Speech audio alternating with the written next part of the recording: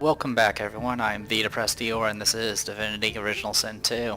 Alright, let's go ahead and finish this up. It's like ripping off a band-aid, which is a little tragic I guess to say about this game. Because it started out pretty strong and now I'm just kind of slogging along. But, let's do it. Let's just finish things up. I don't think... I mean, I have some special weapons in here. I have Swarmbreaker, which I can't equip. But I also have things like the Anathema, but I think that breaks in one swing, so I don't know if that's actually something I need to use. Well, we'll find out eventually. Anyway, is there anything... no, we're just gonna dive right into this. I know there's some gimmicks to this upcoming final battle, but I honestly don't know them all. Speaking of, let's take a look at spells. Oh wow, I have like an open slot that I just don't care about. We'll take that out. We don't use icebreakers.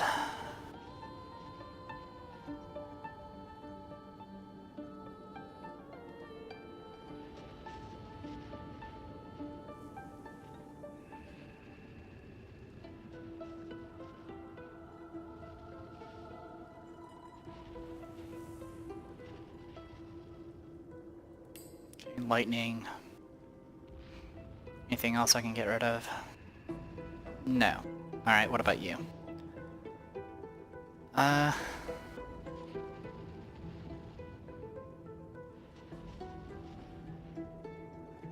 Sure, we'll drop Guardian Angel and pick up Onslaught. Oh yeah, well, I don't have any source points, but whatever. Alright, let's dive into this. The truth hangs heavy. Yes, I'm ready.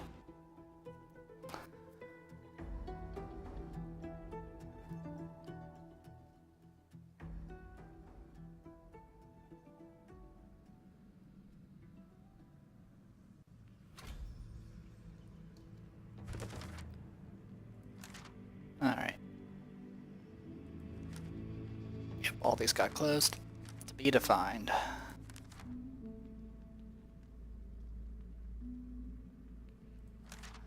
We have gathered all of our companions and entered the tomb of Lucian the Divine.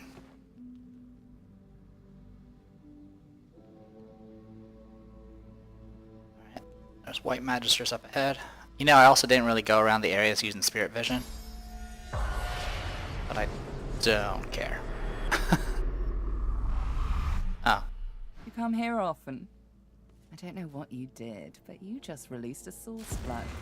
I thought I'd come and see what all the fuss was about. Should have known you were getting yourself into trouble. Looks like the big moment has finally arrived. I will do everything I can to support you, Godwoken. I will pray for you. I think you'll need it. Respond with gratitude. The prayer will inspire and strengthen you. Don't underestimate the power of true prayer.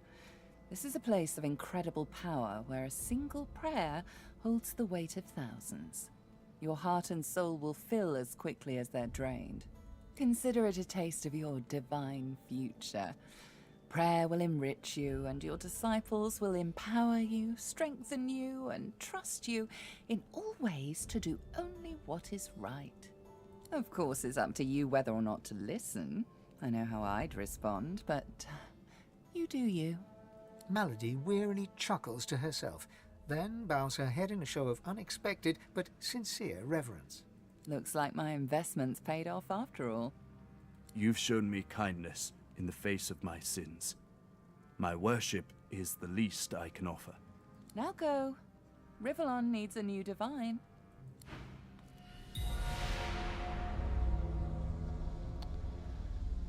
You feel the power of your allies praying to you. Their devotion is providing you with infinite source. So that's why I went ahead and equipped the spell that actually uses source points. Which reminds me, I should probably do something with that. We'll,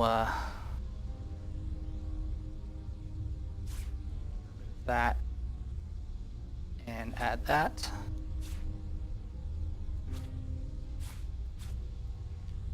And then for you, you don't really have that many open spots, but we'll make do.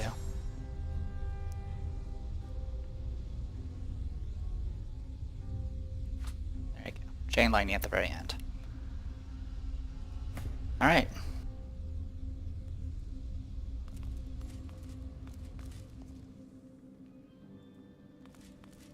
I could loot some stuff, but I don't care. Look, Dallas beat us here, go figure. And up ahead you can see Lucian, the Divine, and then there's a cloaked figure. Gee, I wonder who that is.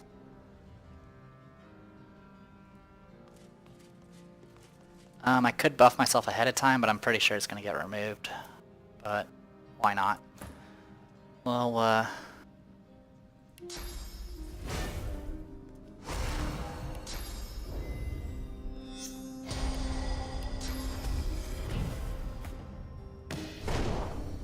run. Godwoken.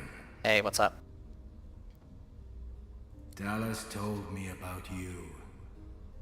You must be as hard as diamonds and twice as bright to have come so far.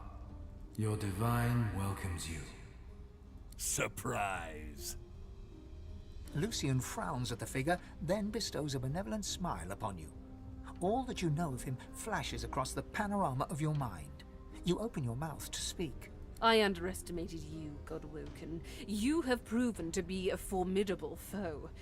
You have my respect. Respect, indeed. Lucian's gaze rests upon you and goes through you. He takes your measure entirely. Lucian, we should tell the Godwoken the truth. Yes, I agree.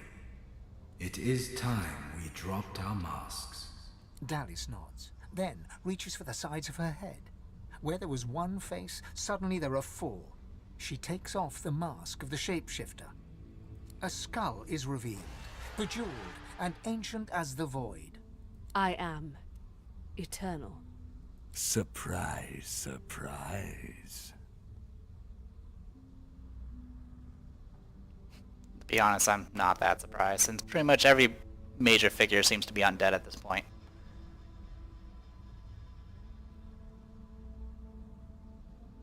Tell them you're not here to talk, you're here for the Eteran. That will not do. The Eteran is the salvation of Rivellon. It contains almost all the source that was ripped from the veil, except yours. The plan is almost complete. We have made so many sacrifices, Godwoken. All of us. Of ourselves and those we love. One last sacrifice is required. For the future of Rivellon. You must surrender your source. Decide. Be the true hero and give up your source, or be forced to submit. Like a coward. Like a slave. There is no other way. The source of the world is required to close the veil. All of the source. We only lack yours.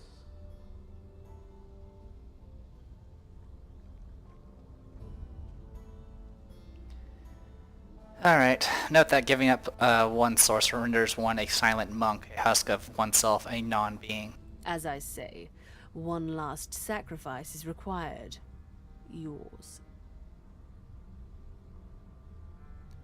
Note that Lucian's massacre of the masters and students of the academy wasn't really done to aid Alexander. We already had more than enough Godwoken. Another sacrifice I was forced to make. Those beautiful people.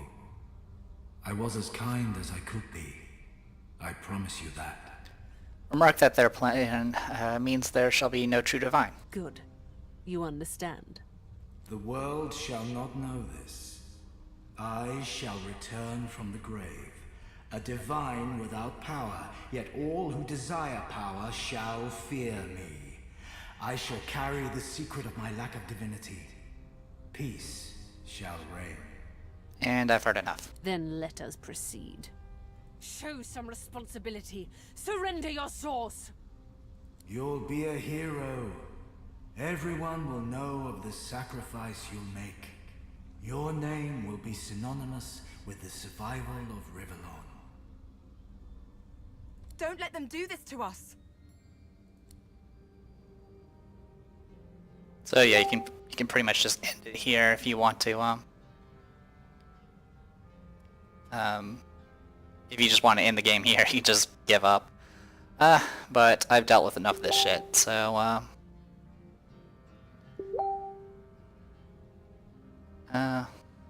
give me one moment. Go figure. The one time I get messages is while I'm recording. Anyway, so yeah, we're just gonna kill everybody. It's the way we've been doing things. If you want my soul, you'll have to take it by force. Try and it'll cost your life. Well, some of you guys are dead, so it's not very clever, Rumia. I understand. Sacrifice takes courage. But I shall help you, though it pains me. Oh, fuck off. Your sacrifice shall be made for you. Dallas. I'm sorry. You've come such a long way, but there is too much at stake. This is the end.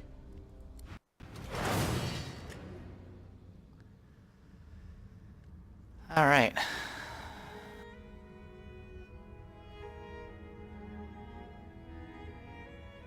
So yeah, there's a lot of guys here. I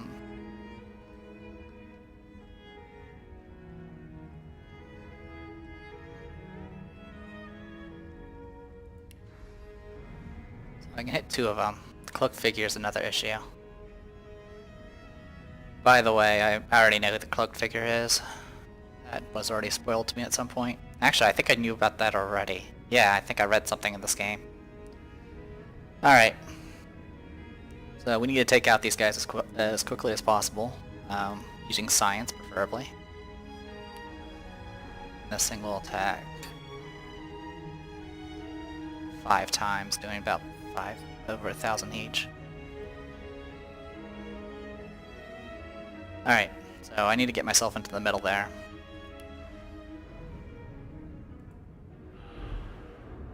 Okay, I can't hit you. Duly noted.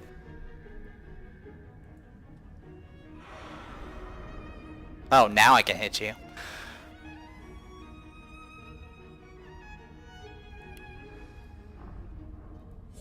Examine. No immunities. So as long as I can kill you, I can do it.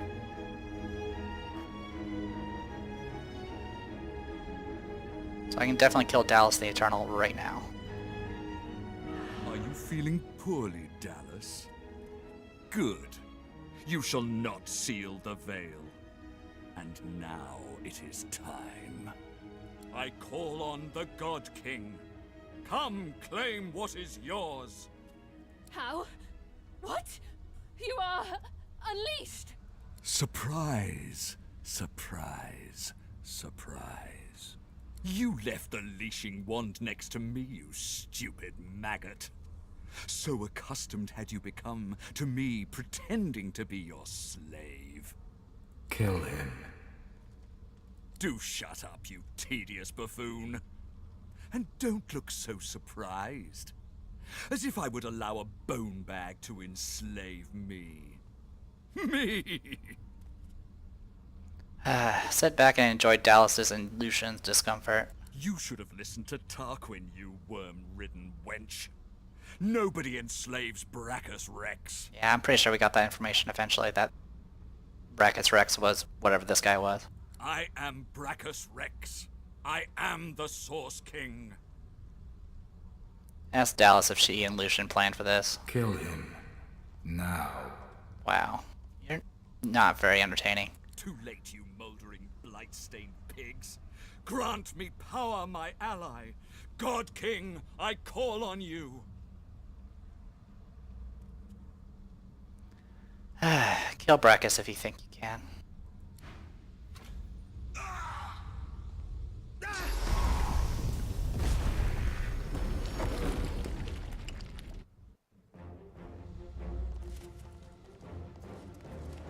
Oh, that's different.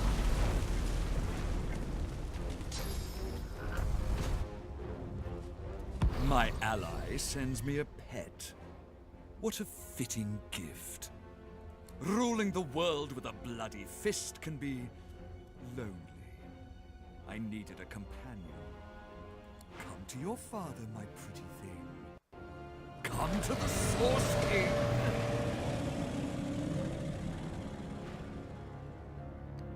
Hey, look, it's the Kraken. This fight's dumb. It really... Alright. Of course, it goes first.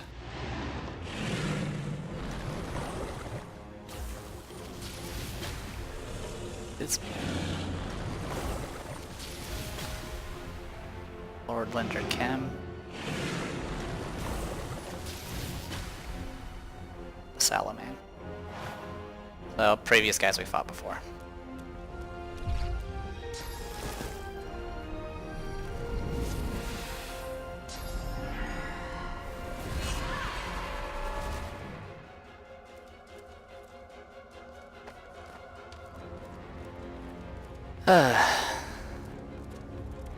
I hate cutscenes.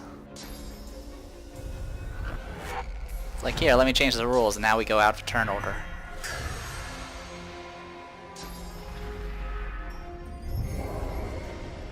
Oh, well, you guys are...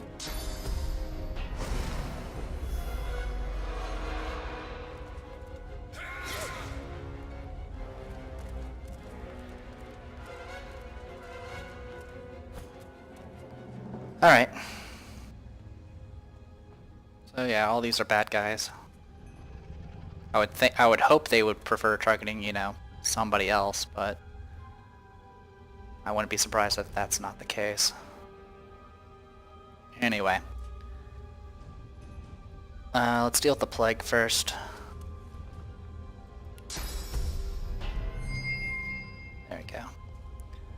So at least that's taken care of. I have infinite source, so it's not an issue using it. Speaking of, since I have infinite source, how far does this spell go?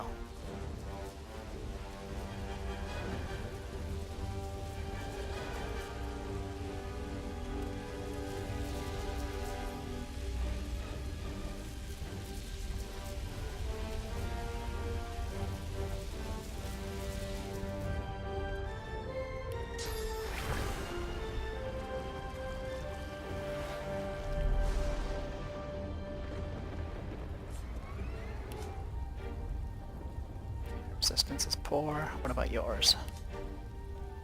Even poorer. Okay.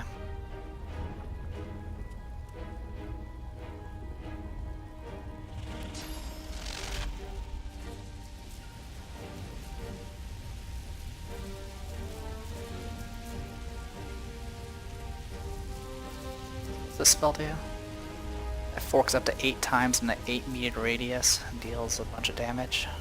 I don't know how long 8 meters is. Pretty freaking long. Okay, cool. Let's see what happens.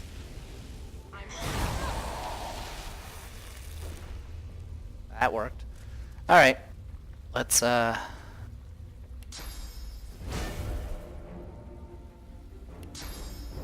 this. Actually, Armor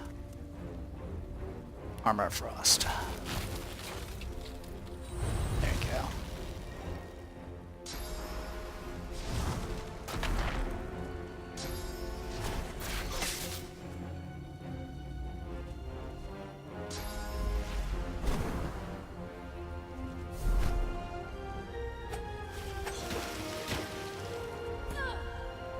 Okay.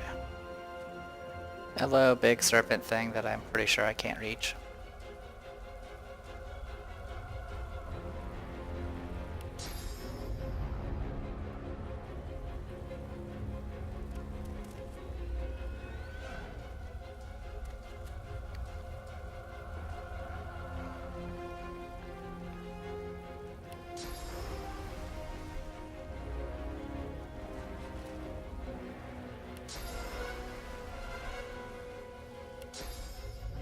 Enough.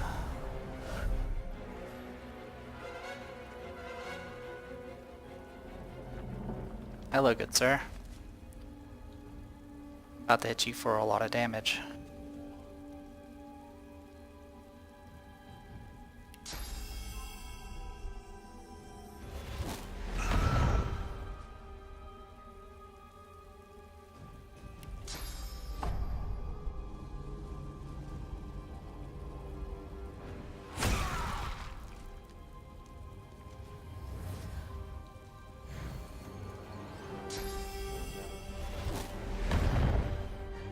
Wow, you hit really hard.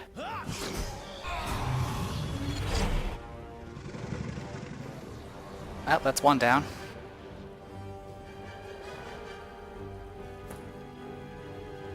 Now I get to fight everybody else.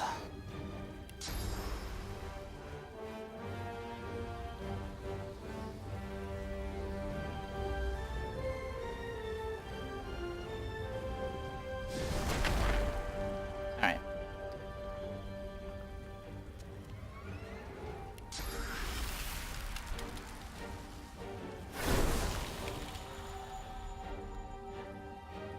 Alright, both are frozen.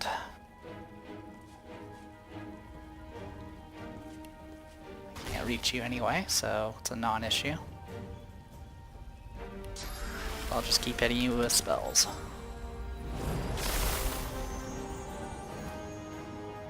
Hey, Lucian? We just kind of met, but I don't think you can win this.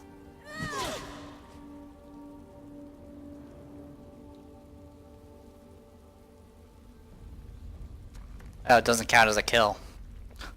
Go figure.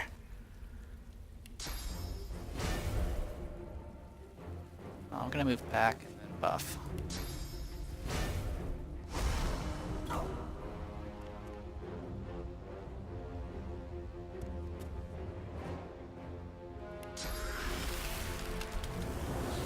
Meet your maker.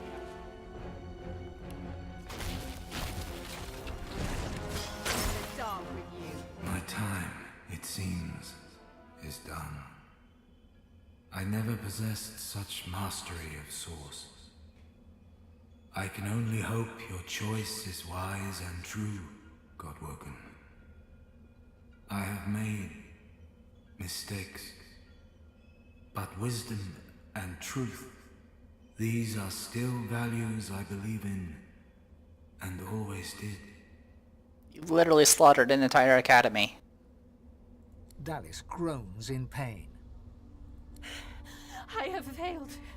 The future of all that is rests on your shoulders. Yeah. This is it. I can hardly believe it. She casts her gaze around the crypt in awe. After everything we've been through, after everything we've seen, here we are. Here I am. And now that I see godhood before me, I know what I have to do. Chief, you need to ascend. There's no one I would trust with this responsibility but you. I know you'll do what needs to be done, what ought to be done. And I know you'll do it with style.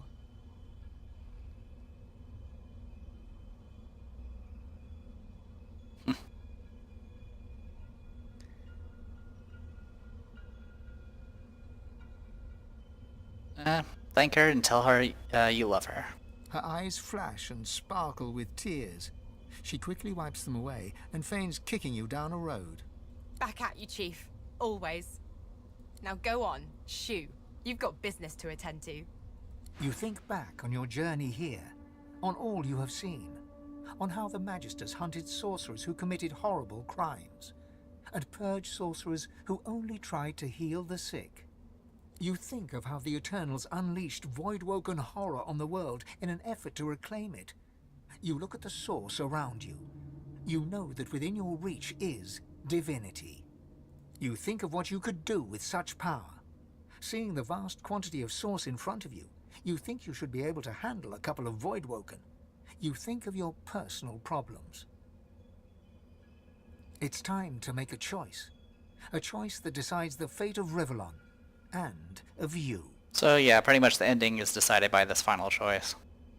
Where do you stand? Take a deep breath, then say it. You accept the power of Divinity. After all that you have been through, and all that you have done, all that you have become, the Aetheran lies in front of you. Divinity is yours to take, or to sacrifice. What you do next decides your own fate, and the future of the world. What shall you do with Divinity?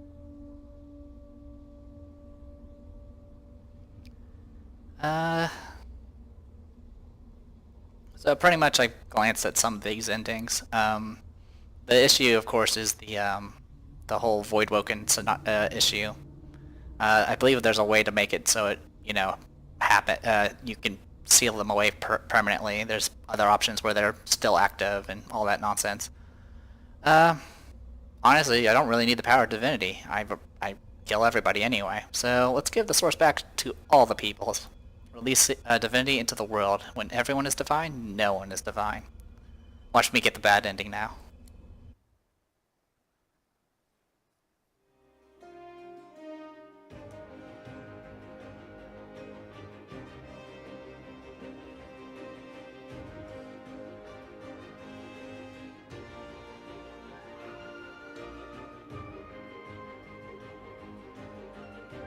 And so it ended. A tale that began with my own ill-fated attempt to rid the world of the Godwoken.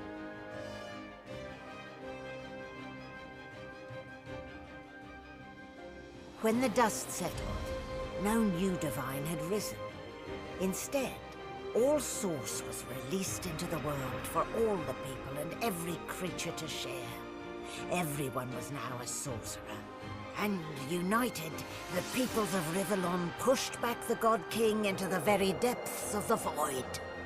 This ushered in a new golden age of peace and prosperity. But alas, it was not to last. With many greedy for wealth, power and position, the struggle soon began anew. Source, the very language of creation, was used in violence once more. The never-ending contest for power continued.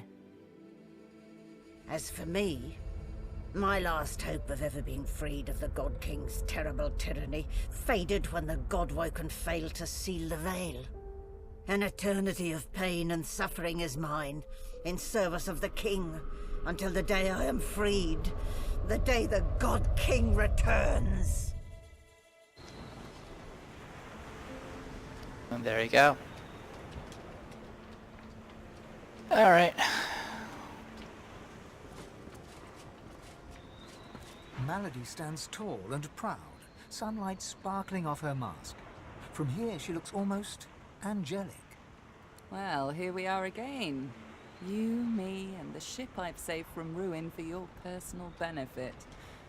I'd say you owe me, but why state the obvious? Get an eyeful. I expect it's the last we'll see of each other for some time.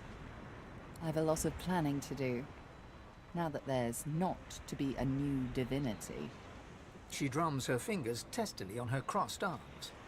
All that work, all that effort, tossed into the gutter like a malformed child.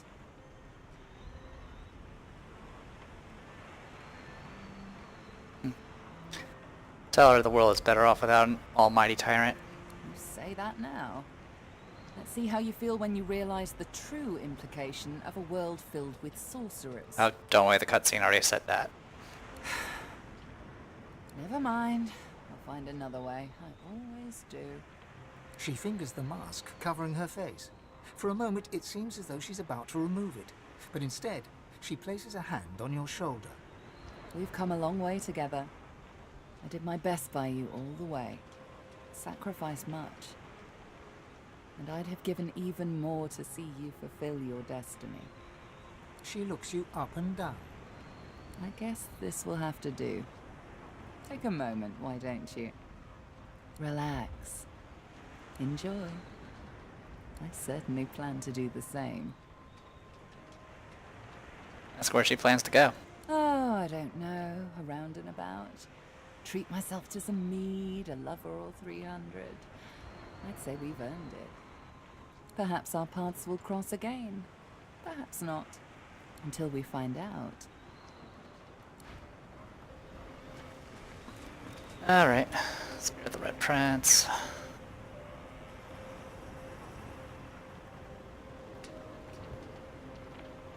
What's this up? She.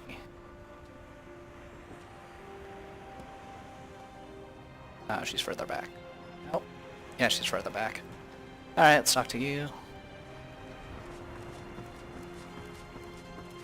So Source of all, eh? Bold move, I'll grant you that. I didn't think anyone considered the little people anymore. Ask him what he thinks of the new world that you helped usher into existence. I don't know yet. Perhaps peace will reign and all will be equal. Or perhaps you've bestowed great power on undeserving children and turned them loose on each other. I guess you didn't see the cutscene. Time will tell, I'm sure. Ask him what he'll do now. That is the question, isn't it? How does one top the greatest feat of necromancy ever conceived? I might have the answer to that. Tell me, have you ever heard of Gustafjan? No, of course you wouldn't. It's a written language, unreadable to most, but myself naturally. It comes from a mysterious race from another world, beings that feed on minds. I intend to seek them out. This Gustafjan seems to guard portals to their realm. And once I've uncovered one, well, why settle for being the greatest mind in just one world, when there's another for the taking?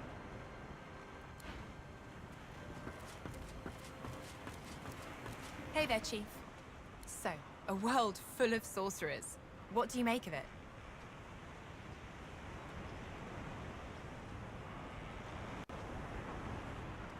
Tell her you're just glad to have survived this entire ordeal. The realm will cope with these changes as it must. I suppose it will. Never hurts to shake things up a bit. Spice of life and all that. Ask her what she'll do now. Get loot, play loot, get glad. That is the best phrase ever. Why can't a bard say that? So, Chief, I guess this is it, right?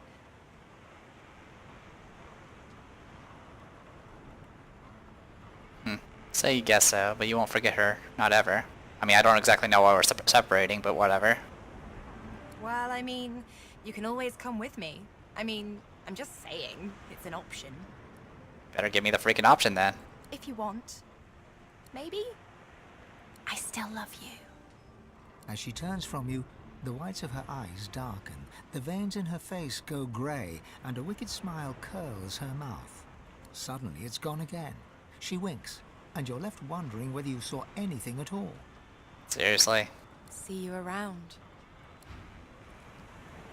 Alright. So did she get possessed again, or did that entire questline matter to nothing? Ugh. Alright. Anything else you wanted to press me with? Almost as much pleasure to speak to you as it does to be whole again.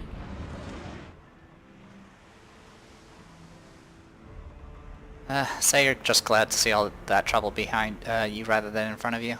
Or actually, we'll go remark that it's good to see her. The Lady Vengeance has been a dependable ally. I will always be an ally to those that carry swords, to those whose blood is of the heroes of old. And so, as always, I am at the ready. Not silently, it's time to depart. You look out to the endless beyond. The sun's light plays upon the waves, just as it always did. The sails flutter in the wind, just as they always will. And yet, something is different. You are different. And with a start, you realize where you must go next. You speak the command to the Lady Vengeance, and another chapter begins. The world was at peace, at least for now.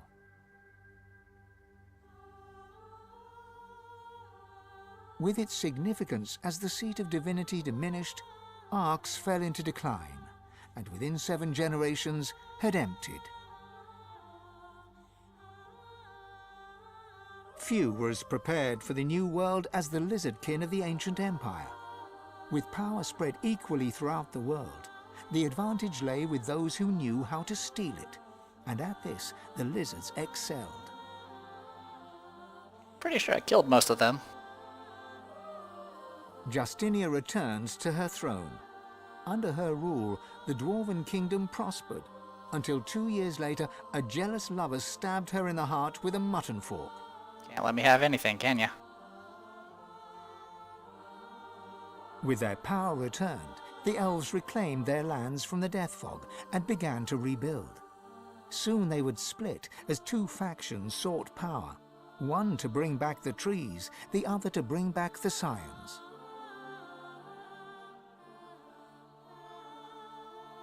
A dwarven joke did the rounds. It ends with the punchline, "So Lucian dropped the death fog on them again." Really?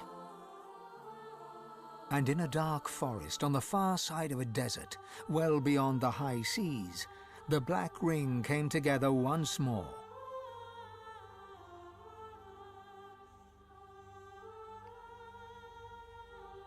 The island of Fort Joy, the old redoubt of the Source King Brachus Rex, was turned over to the people of Driftwood to use as they wished.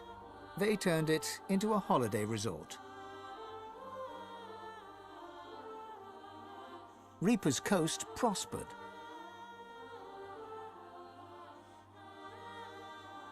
The fisheries returned, and the fertile farmlands produced the greatest harvests the surviving farmers had ever seen.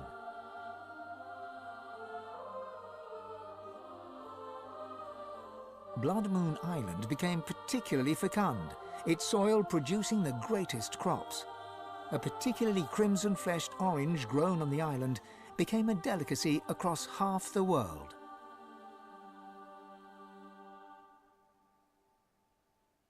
The Black Pits took fire. The oil there burns still.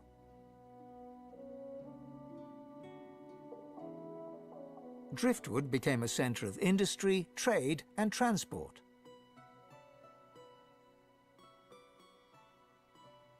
Lohar the dwarf became mayor.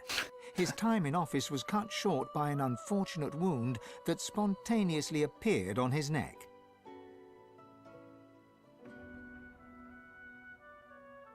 Lagan left his over-demanding wife and began a relationship with a local bard. In the spirit of loving generosity, he returned the ring to his now ex-wife. In a fit of rage, she threw it into the sea.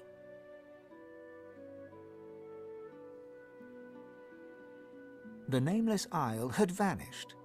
Although only open water remained, by instinct ships would steer clear.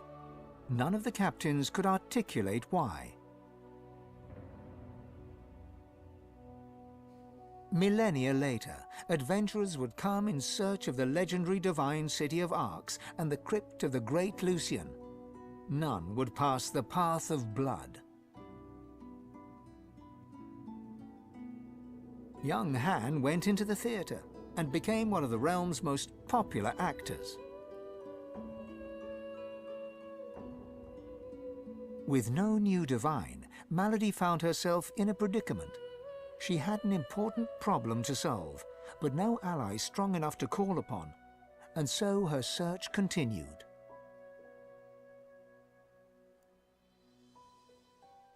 Having performed the greatest act of necromancy in history, Tarquin found the new world unchallenging.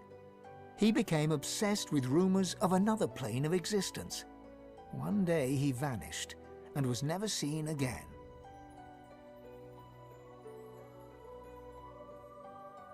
With the source released to the world, Ahu the wizard spent more and more time as a cat. One day he decided he would not change back.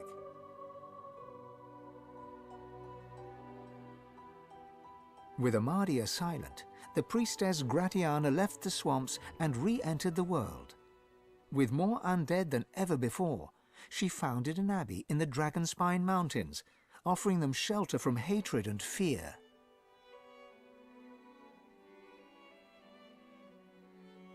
As the forests grew anew and the elves were equals at last, Sahala shared elven knowledge of Source with the world. But some elves disagreed and plotted against her.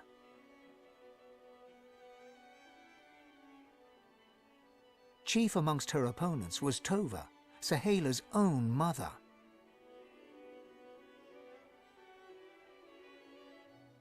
Losa returned to her music and enjoyed a storied career as Rivellon's premier musician.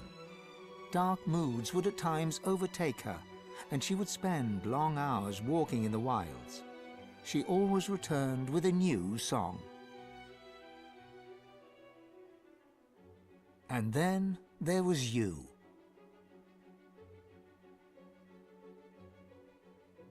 You returned to the world a sorcerer among many. Your future was yours to decide. Did you accept your new status with humility? Only you know the truth. Only you know if you atone for your sins.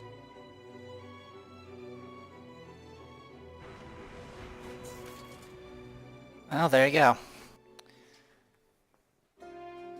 Anyway, it was kind of nice that they kind of went through all the stuff that kind of involved the quest and junk. Though I don't think any of them really involved choices per se. So the game started out reasonably strong. I believe I praised the combat initially. I mean, it's pretty much very similar to the combat from the first game, with the exception of the addition of the armor and magic armor system, which I think probably did more harm than good overall. The armor and magic armor system was all about preventing status effects, essentially. You would have to breach their shields to do status effects, essentially. The problem, though, was the fact that that just meant that all your builds had to be damage-based. Like, it didn't matter if you wanted to be someone that focused on CC and all that good stuff. I think one of the biggest things it took away from it was the emphasis on the tactical aspect of combat. I mean, pretty much my tactics were literally hit them really hard, then knock them down if they're not dead. I never finished the first game, but I definitely, and I played it before they did the major overhaul patch. But I do remember the game being a lot more difficult than this game. I remember having to actually plan out my combats, even at normal difficulty. I would recall doing situations where I would create a lot of like areas of different terrains, like electric, water, and stuff like that. In this game, I mean, I broke a few barrels in the beginning, but eventually I didn't bother. It wasn't worth it. I think one of the things that definitely harmed the whole terrain tactical aspect of it was the fact that everybody and their dog can teleport and or have a ranged attack. I mean, even alligators that we ran into in the beginning of the game can throw were able to cast spells on you. So, I mean, I remembered in the previous game I would like set up actual places like choke points and things like that, but in this game it's like, alright, they'll teleport you or they'll teleport you, they'll teleport themselves. I mean, by the end of the game, Lumia had 3 separate teleports and a teleport other. It was just ridiculous. And you can get those spells really early. You can get them by about 4th level. I believe that's when they pop up in the shops. I would say, I know the teleports are kind of nice in the fact that they can allow you to pick your own routes, but it's a one-trick pony. I mean, I did it on a few locations, like I took the back doors in some areas, but I rather had that just be something done through some other skills or certain quest lines rather than just having a spell. And yeah, like I said, it's just the combat just, I mean, when I played the first game, I did do kind of a similar thing where I only had 2 characters and had Lone Wolf. Granted, I think only one of my characters had, no, actually both of them had Lone Wolf, because I found a way to create both of them or whatever. But it was nowhere near as ridiculous as what it is in this game. You might have a little trouble in the beginning, but eventually your stats just get so high, it's kind of ridiculous. I did play this game with one mod. That was the losing accuracy if you use a higher level weapon, which really only applied once I got to the second island, when I got to Driftwood. Because I would go out of order and pick up a big heavy weapon from like level 14 areas and things like that. Those fights there were probably the most entertaining because I actually had to like really try hard to make sure I keep status effects up, because if they got an attack off me I would die, which is kind of what is pretty much what the harder difficulties is. It's just literally, okay, everything's going to really hurt you, so you better have control of the fight. The crafting is even less interesting than it was in the first game. It's easier to work with. You don't have to worry about skills for it. But at the same time, by the end of the game, I had so much junk that I just didn't need it. I mean, I didn't need it. That was the problem. There's other builds you can kind of mess around with, like a ranged build and things like that. I mean, I had an archer character with Sybil, which can be kind of interesting. But in the end, all you're deciding as far as your skills are concerned is what's your primary offense stat. And that's about it. I mean, some of the different skills kind of have their own little abilities that can be kind of unique, but it just didn't really matter too much in the end. There's a lot of spells I just didn't need to use. I mean, granted, I was only playing with 2 characters, so I didn't really need to do that many combinations, but in the end, it was just like, alright, put water on the ground, because it's the easiest thing to put on the ground, use that to reduce my AP cost, and then just blow up everything. And then with Rumia, it's like, alright, teleport as many times as I need to get into the fray, whirlwind attack, kill everybody, kind of game over. The side quests were generally the most entertaining. Like, I enjoyed Losha as a character. That's why I was really into just finishing her quest line. So it was really disappointing that at the end of the game I couldn't just join her. It also made it sound like from the ending that she still has dark spirits and stuff, which kind of undoes all the work I kind of put into it, which kind of sucks. I know this game's all about like everything being a wrong choice and everything being a little jokey, tongue-on-cheek type situations, but them saying that kind of made the whole thing not very fulfilling, which I guess is probably I would have how to describe the main story. I know this game's called Divinity. I mean, the first game kind of had the same thing. You're kind of like, I didn't finish the first game, but the main storyline was like, alright, you apparently have like a past lives and stuff like that you know, involved all sorts of crazy nonsense. But at least in that game, the kind of the main quest stuff at least was interesting. In this game, it was just like, okay, you go to this location, but you know, what's her face? Was it? I don't even remember her name. Like Diana? I don't know. But whatever her name was, she literally just would be there first. She would stun you permanently, and then, you know, do her monologue. This game had a lot of freaking cutscene things that are just super annoying. I would have loved to just, you know, have a fight. Just, you know, hey, can I, you know, fight back? But nope. Instant status effect, you're stuck. You're gonna have to listen to her, you know, take the item and brag about how this was all, you know, really, that, you know, I was a threat even though I was perma-stunned. But, yeah, I had zero interest in the Divinity stuff. I mean, even in the beginning, like, even before I technically knew all the twists, even though I kind of guessed most of them, by the first island. Because it was like, okay, I got rescued by a god, great. I was like, okay, and I know he's going to do it for a reason, and I know he's going to be pretty evil, and it eventually just got really, really blunt on how bad they are. Like, the fact that, you know, the source of vampirism has vampire fangs, and you have to feed on people. It just got dumb. This is the main story, which is dumb. I just hated going through it. And it was just, like I said, like the side quests were what I enjoyed most, and some of them were buggy as shit, and some of them you can't even do unless you're certain characters because they're connected to story, specific character storylines. So like, and I know I don't mind the fact that not all quests are accessible because you pick certain skills, but I do hate dialogue walls. I mean, I would like it better if the dialogue walls were more of just a shortcut rather than a be-all end-all. Kind of like situations where it's like, okay, maybe you have some information or an item already, and you can use that, present that as your option rather than this overly broken dialogue system. Originally the dialogue system wasn't that bad. I've spoken of it before. It was based off stats originally, so technically whatever spec you were could at least have some influence. So Rumia was mostly strength and wits. So, you know, she can do some tough guy type dialogues and still succeed, but they completely dropped that entirely, and you pretty much had to have the persuade skill. Most of the civic skills were pretty overpowered. All of them are overpowered for the most part. You pretty much have to have Lore Master at least on somebody so you can actually identify items. I don't know how it works if you don't. I think you can probably identify in shops, but I'm not entirely certain. Also, it allows you to identify monster weaknesses and other details, which is actually really useful.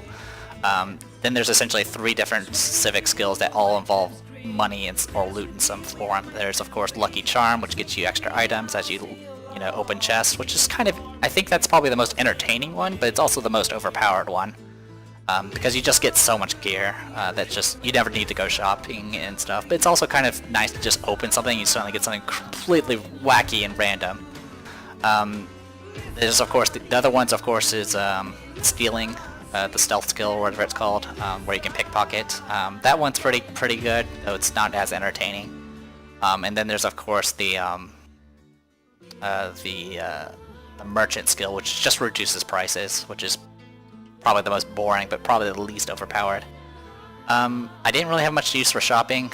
In the end, I had so much money I didn't need it. The rune system was kind of meh because there's only so many things that have slots. Usually there's only like 3 pieces of equipment that have slots usually, which is usually your armor, your weapon, and your amulet. Which wasn't very interesting. Honestly, they should have sockets in pretty much all the gear, because you get so many freaking runes, you might as well take advantage of it. Los's song's playing. But yeah, like I said, it lost momentum. It really definitely lost momentum after I completed Losha's quest. I mean, granted, I did that in the last kind of branch of the game. But after that, I was like, okay. I was like, all right, let's go do some other quests, and then I was just blocked. The entire time, I was just blocked from doing. I think I did a couple of quests that weren't required, but everything else was like, can't do it because you don't have, the proper skill to do it. I mean, I've read in forums and stuff that the game is definitely pretty buggy, and it definitely feels kind of unfinished towards the end, and no one's really that satisfied with the ending. The ending was I know, like I mentioned before, the whole everything is a bad choice and everyone's kind of gray. That also kind of killed my interest. It was like, okay, everyone's a jerk. I mean, at that point, I was just like, I don't even want to deal with any of these people, because everyone's probably some sort of like secret murderer of some sort, or an open murderer. I mean, I don't know, it just didn't interest me as much. But like I said, at least I completed it. And at least the game kind of retained some of my side quests. But yeah, like I said, I enjoyed it. I enjoyed Fort Joy because it was definitely a nice little sandbox to play in. Then there's that island you go to, or Fort Joy and that island itself was all pretty entertaining. I do feel that a lot of I think I mentioned this before in the dialogue, but there's a lot of choices don't really matter. It's more like a way of expressing yourself. In the beginning, I think I was okay with that, but towards the end, it just felt like I was just being railroaded. Which, I mean, it's a game, so there is some railroading, which in itself isn't bad, but it's bad when when you can clearly see the tracks, and I was able to see the tracks rather early. But I think I honestly I stopped having interest after the temple, that temple where we kind of had that final fight against the other quote unquote players, and then get to the very end, and then of course, oh, her name was Dallas.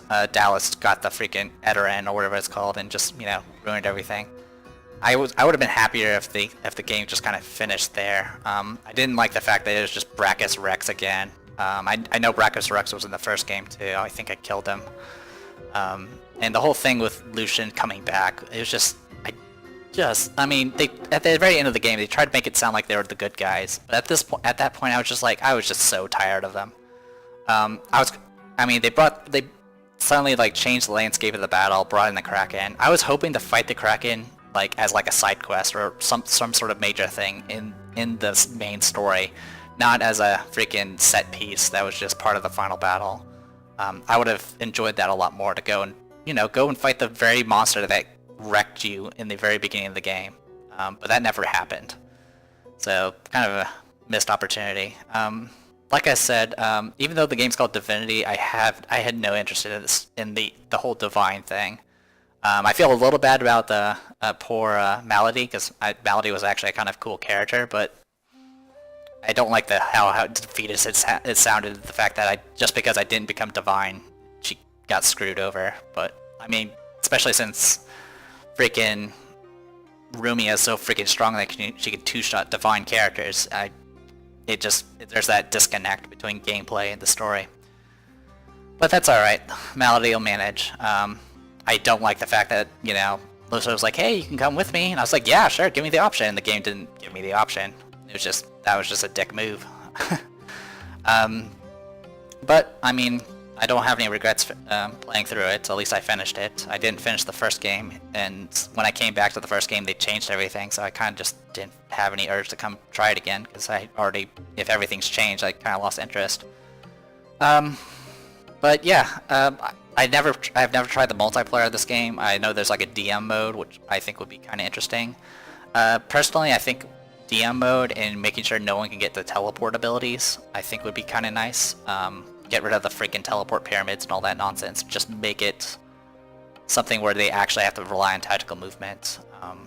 But I know how this game is. I know how the maps are set up. You have to teleport in some locations if you want to get access to certain things. But yeah, so I think that's pretty much it. The game's done. I got an ending that supposedly says I saved, brought peace and then chaos to the world, because the game just doesn't know how to make up its mind. But yeah, it is what it is. So, I am the Depressed Dior. This was Divinity Original Sin 2. See you guys later.